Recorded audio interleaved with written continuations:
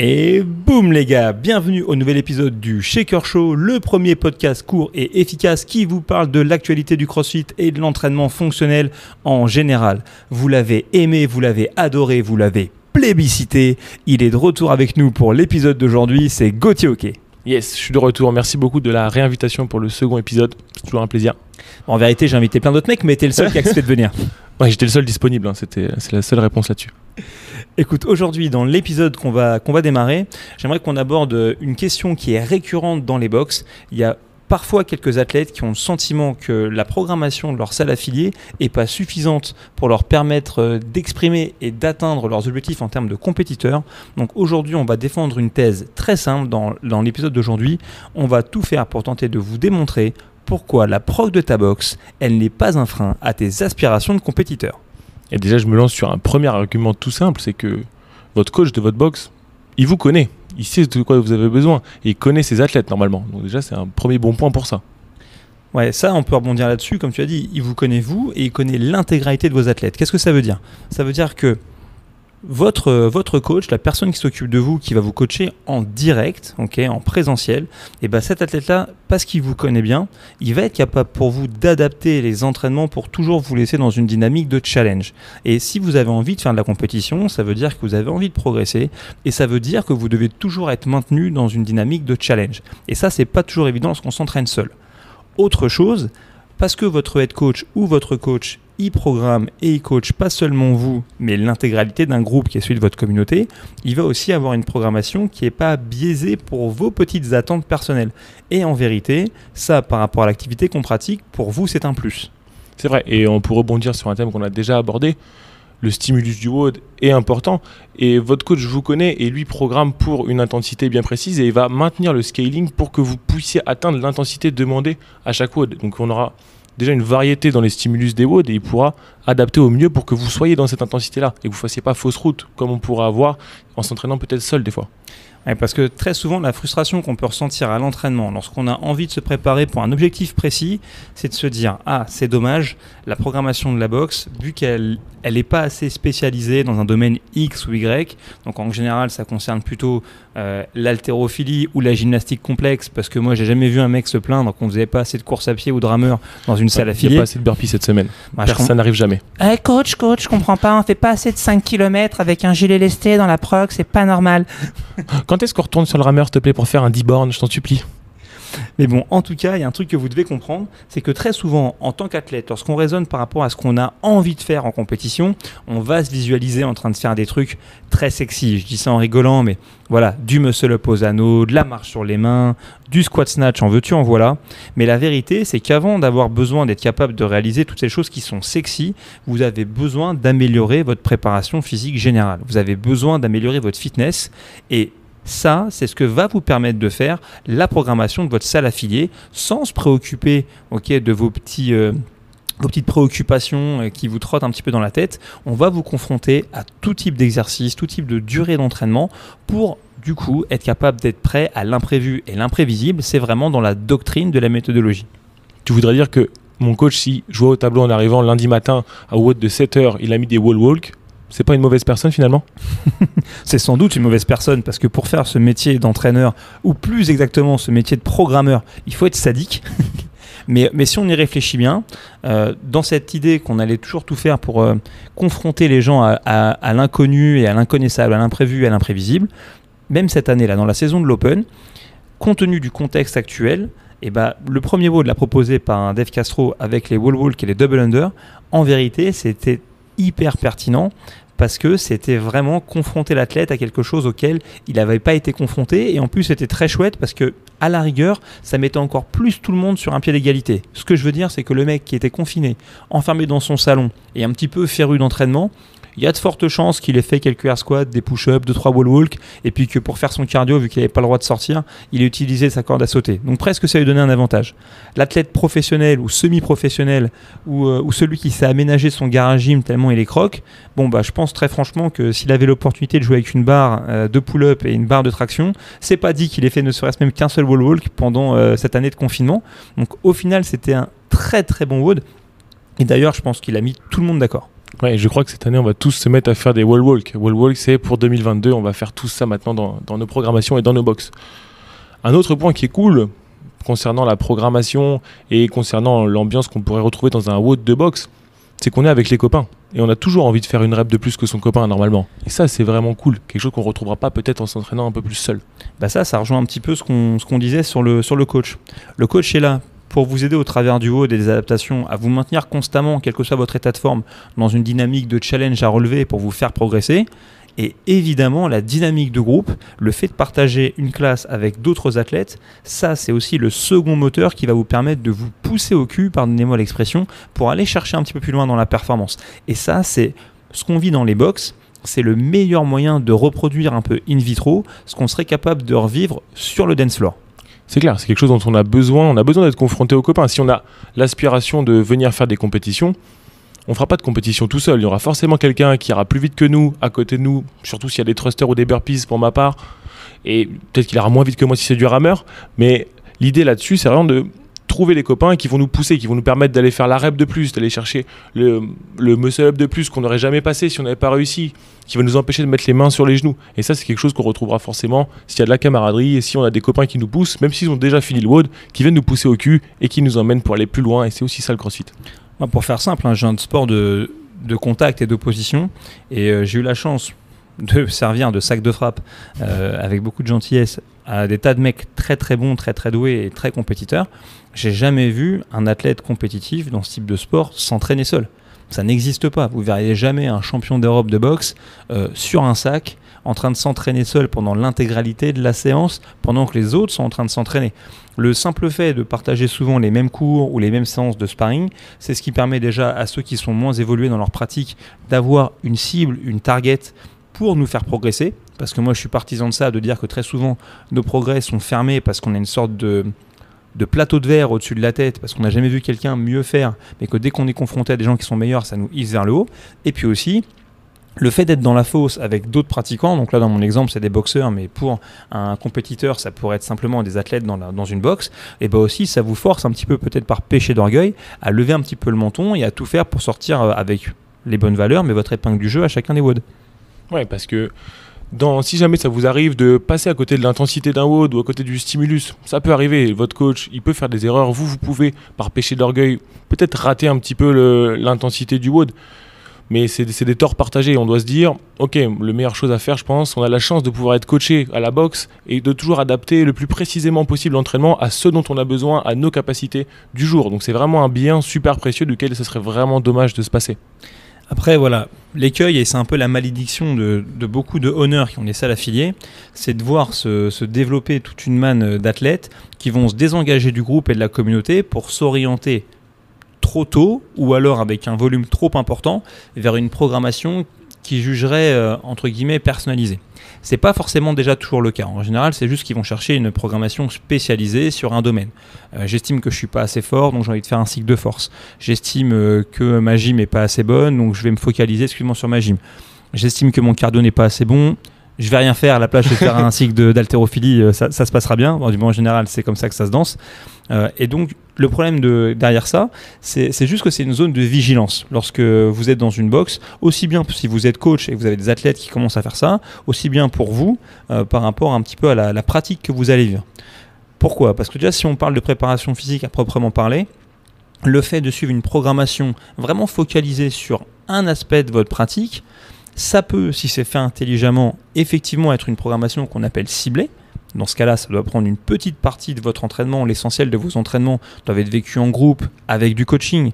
Et là, simplement, quand vous allez faire quelque chose qui est juste pour vous, votre programme secret de petit écureuil magique, c'est pour progresser sur un point précis.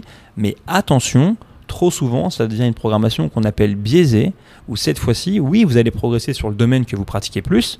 Okay, c'est une méthode bulgare ancestrale. Pour être fort au squat, faire beaucoup squat. Pour être fort au coucher, faire beaucoup coucher. Désolé pour mes amis bulgares qui écoutent. Mais en vérité, ça ne va pas améliorer votre fitness, ça ne va pas améliorer votre préparation physique générale. Donc vous repartirez avec des victoires parce que vous dites, ok, aujourd'hui j'ai un back squat à 200 kg, mais en vérité, vous allez payer l'addition ailleurs. Ouais, c'est vrai, comme tu dis, le CrossFit est un sport cruel. Quand on va monter un curseur un peu trop haut, généralement il y en a un autre qui va redescendre à côté. Et si c'est pas Dave Castro parce qu'on fait les games, ce sera forcément la personne qui programmera la compétition, qui se chargera de mettre le doigt là où ça fait mal. Et quand on a oublié de faire un truc, il se fera un malin plaisir d'appuyer et de le mettre dans l'entraînement. Et là on se dira, ah, peut-être que quand je faisais la programmation de la boxe, tout était déjà dedans et j'avais qu'à aller un peu plus vite, mettre un peu plus d'intensité, moins lâcher la barre, faire une calorie de plus et ça aurait fait le job. Après, il faut aussi être franc, c'est que si on regarde un petit peu notamment on va dire les throwdowns à l'échelle locale ou interrégionale, bon, il y a quand même des écueils dans lesquels parfois on peut tomber au niveau de la programmation. Ok, c'est des choses qui arrivent, mais il faut aussi se mettre à la place de la personne qui programme. C'est vrai que si la personne programme, elle doit prendre en compte le nombre de personnes qu'elle a besoin de faire passer, le nombre d'events qu'elle a envie de faire, aussi le spectacle qu'elle a envie de montrer aux gens qui sont spectateurs. Et c'est aussi pour ça qu'on a une image de la compétition où on pense systématiquement, voilà, squat snatch, re-muscle up, marche sur les mains. Bon, petits mouvements sexy qui sont en fait simplement qu'une partie de l'activité qu'on pratique et une partie du fitness qu'on a envie de développer. À l'inverse, tous ceux qui ont des aspirations un peu plus grandes en termes de compétition ou juste qui commencent à développer le niveau d'atteindre des compétitions plus élevées, dites-vous que plus vous allez progresser, plus toutes ces histoires de muscle-up, de snatch et de mouvements sexy vont avoir peu d'importance. La vérité qui va différencier les athlètes va revenir beaucoup plus sur des fondamentaux, les mêmes que ceux qu'on va retrouver dans la pyramide de développement de l'athlète qui est développée par Glassman, c'est-à-dire est-ce que vous avez une bonne caisse, est-ce que vous avez une bonne gym, mais surtout un bon contrôle de votre corps dans l'espace au sens très large, exemple du wall walk qu'on a évoqué tout à l'heure, et est-ce que vous avez un bon cardio. Et par cardio, on peut commencer à parler de faire du vélo de course ou VTT comme aux Games, s'amuser à courir avec un sac lesté, voilà, tout. C'est pas amusant ça, il n'y a que toi qui t'amuses à faire ça. Non, c'est pas un sac lesté que j'ai, moi c'est du ventre. Ah, je pensais que tu te tenais toujours autour de ta taille, c'est pour ça. Mais en attendant, on se rend compte que plus les athlètes sont meilleurs, plus finalement ce qui va les différencier sont des aptitudes qui sont très basiques. Donc ça c'est un premier point. Si vraiment vous voulez vous développer, au contraire, exposez-vous un maximum à la prog de votre boxe, exposez-vous au maximum à une programmation qui est très variée, qui va mettre l'accent sur des choses qui parfois vont vous paraître basiques, mais cherchez à maîtriser les basiques avec excellence. Et c'est comme ça que vous allez réellement vous améliorer, pas sur les 2 prochaines années, mais en vérité de manière continue sur 10 ans. Je sais pas, c'est toi qui regardes beaucoup l'Instagram de Ben Smith en ce moment, il n'a pas publié un PR en back squat récemment ? Si, puis quand on voit, par exemple, si on prend l'exemple de Ben Smith, on voit que c'est quelqu'un qui peut venir faire le WOD avec ses adhérents, avec ses athlètes, à 5h du matin, avec un jogging pas vraiment fermé, ouvert sur le bas, un peu échancré, et partir sur un opéraire à l'overhead squat à 5h du matin. Et ça, c'est vraiment le vrai CrossFit, celui qu'on aime. Je crois que tu as un trip crypto-gay avec Ben Smith et son jogging un peu échancré. Je pensais pas arriver à le dire le mot échancré, mais bon... Il n'était pas fermé son jogging en bas. Mais à CrossFit Krypton, il y a d'autres exemples de ça. Si on pense à Adam Klink, ouais, c'est clair. Un athlète qui a fait plusieurs fois les régionaux, si je dis pas de bêtises, et on se rend compte que là, dernièrement, il s'est fait connaître et reconnaître pour des aptitudes qu'on cite dans le L1, donc notamment avoir un deadlift de poney et être capable de courir à une vitesse folle, le tout sur la même journée. Il a fait tomber plusieurs records là-dessus. C'est pas sur des choses spécialement sexy qu'il a démontré son fitness, c'est sur des aptitudes très simples et pourtant qu'il le place dans la stratosphère par rapport à la plupart des pratiquants. Ouais, si je dis pas de bêtises, je crois qu'ils ont fait la course avec Ben Smith et Adam Klink sur celui qui aura le plus gros back squat ou qui atteindrait, vous saurez mieux que nous, mais je crois que c'était 250 kg à peu près ou 200 kg au back squat le plus rapidement possible. Ils ont fait un concours. Et je crois que c'est Adam Klink qui a gagné entre les deux. Donc tout ça pour vous dire que à nouveau, si vous avez vraiment envie de faire de la compétition, n'ayez pas peur. Faites confiance au coach qui lève le rideau le matin. C'est lui qui fait la programmation pour vous, qui essaye de faire quelque chose de bien construit, de bien rond. Il le fait non seulement pour vous, mais aussi pour le reste de votre communauté. Le mec, s'il fait bien son boulot, ne dort pas. C'est-à-dire qu'il est conscient en observant les résultats des athlètes, d'où l'importance pour vous de noter vos résultats sur le tableau et de les traquer quelque part. Il va se rendre compte si dans sa prog, les athlètes ont besoin d'améliorer leur squat. Il va se rendre compte si dans sa prog, on a besoin d'effectuer un travail un peu plus ciblé sur du travail de skill de haut niveau.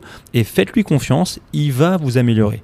En plus, en faisant ça, vous vivrez des bons moments avec une communauté qui va vous pousser, avec des gens qui, même si le mec à côté de vous, il est en grand débutant, vu qu'on a bien adapté le WOD pour lui, vous inquiétez pas, lui aussi il va essayer de finir en dessous des 6 minutes et donc il va vous pousser et vous inciter à devenir meilleur.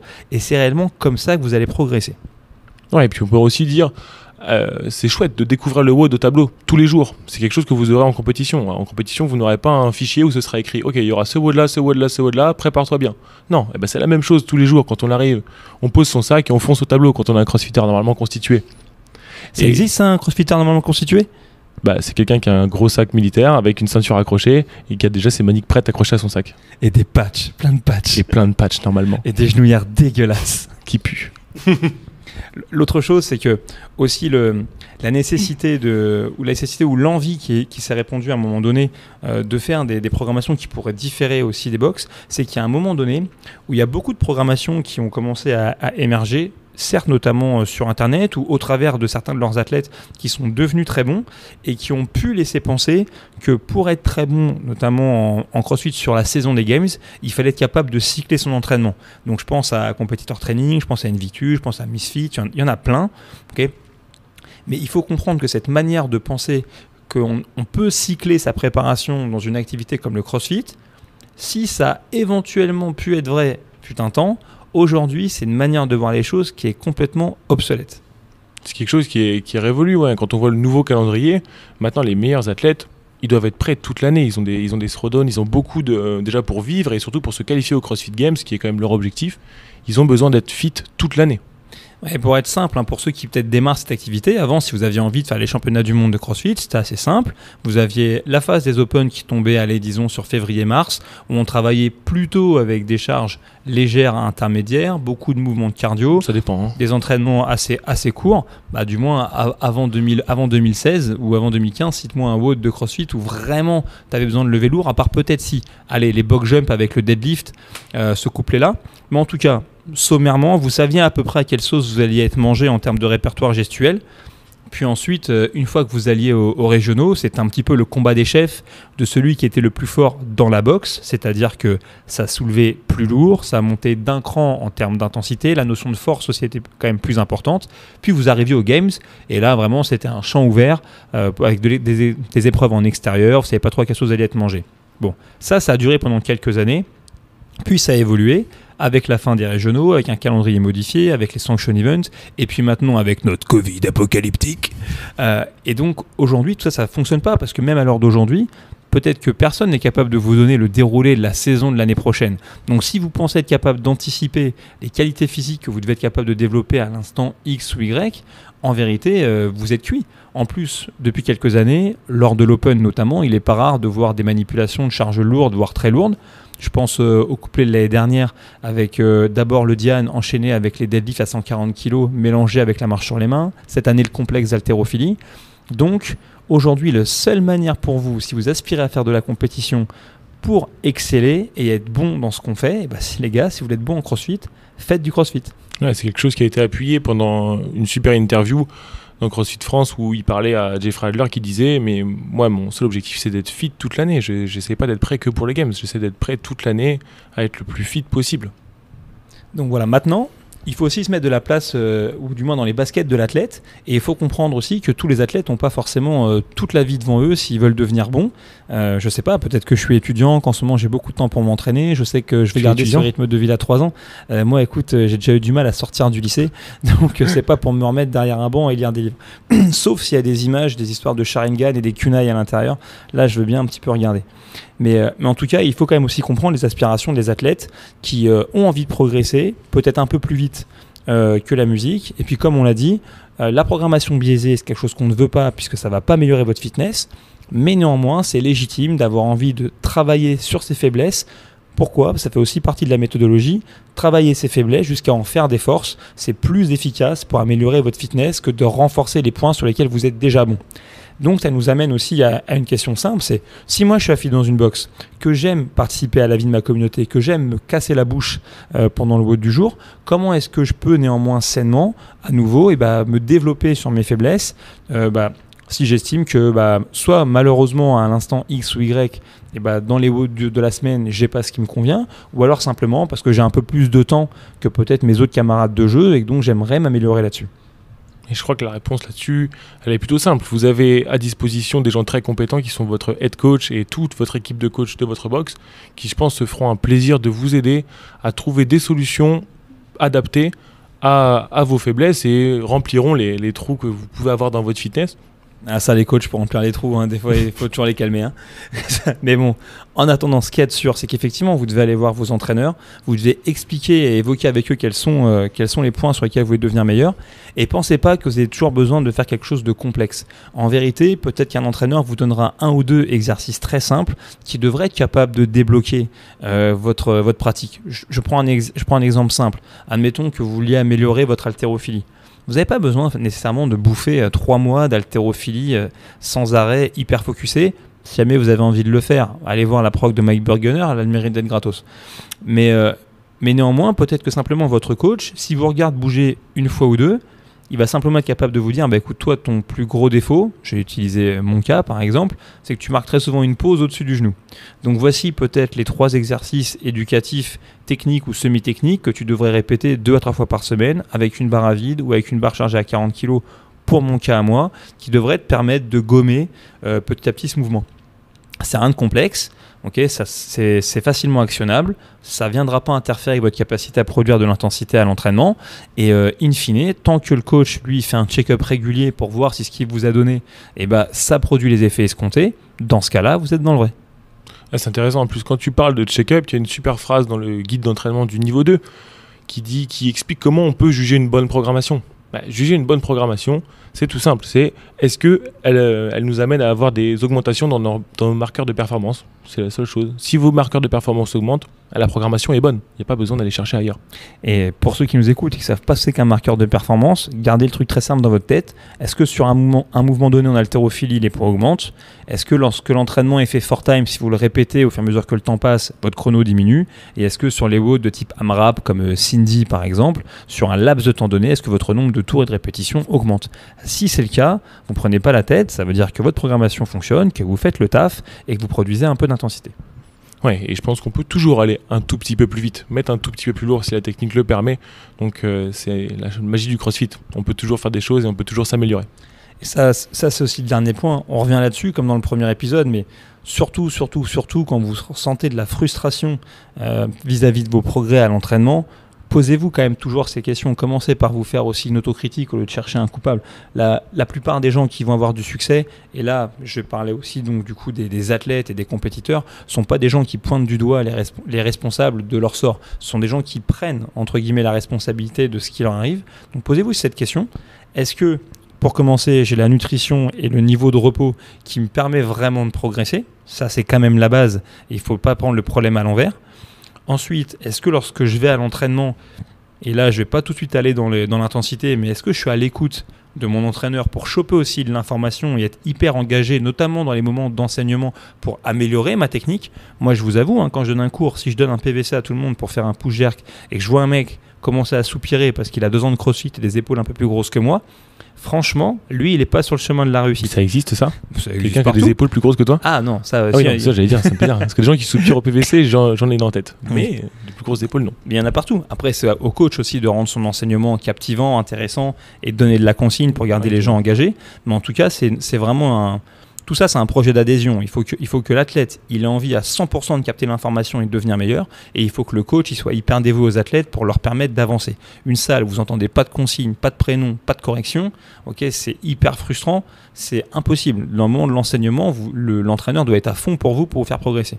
Mais en tout cas, si vous avez une bonne nutrition, un bon repos, qu'ensuite, dans les parties d'enseignement, vous êtes hyper engagé pour écouter les consignes qu'on vous donne et profiter un petit peu du savoir qu'on vous transmet, le dernier paramètre, c'est simplement, est-ce que lorsque le 3, 2, 1 s'enclenche, est-ce qu'une nouvelle fois, je me tape dedans pour essayer de toucher l'intensité? Vous ferez des sorties de route, il n'y a pas de souci, des fois vous ne ferez pas ce que vous voulez, mais est-ce que mentalement au moins vous êtes livré à 100%? Si vous êtes capable de faire ça, là non seulement vous allez devenir meilleur, non seulement dans votre thèse vous allez devenir plus fort, mais vous allez développer aussi la capacité d'être ce qu'on appelle un matcheur, et ça en compétition c'est quelque chose d'hyper utile, c'est un truc qui vous permettra d'être toujours à 100% quand l'épreuve va démarrer, peu importe pour le coup vos conditions de fatigue, d'alimentation, votre état psychologique, 3, 2, 1, go, ça part, et vous irez donner le meilleur de vous-même.